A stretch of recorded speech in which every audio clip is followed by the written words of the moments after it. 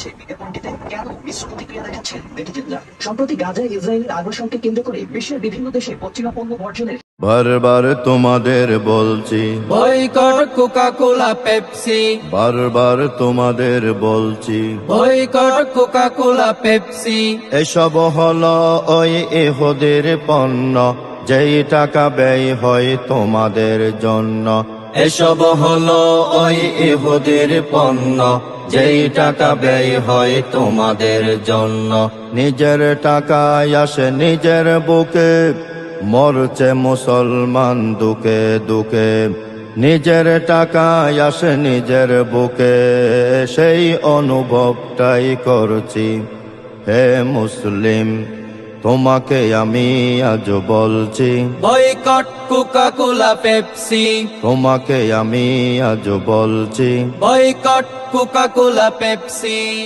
লাল কুত্তার দল সুযোগটা পাই বলে অর্থ ব্যয় করে ফিলিস্তিনে।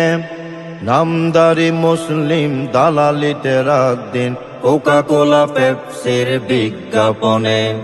লাল কুত্তার দল সুযোগটা পাই বলে অর্থ ব্যয় করে ফিলিস্তিনে। নামদারি মুসলিম দালালিতে রাত দিন কোকা কোলা পেপসির বিজ্ঞাপনে। তোদেরই কারণে মুসলিম নিধনে, তোদেরই কারণে মুসলিম নিধনে। তোদেরকে ধিক্কার দিচ্ছি, বয়কট কোকা কোলা পেপসি, তোমাকে আমি আজ বলছি। Boycott Coca Cola Pepsi. মাঠে আর ময়দানে সুরে আর গানে গানে এইভাবে প্রতিবাদ করে যাব।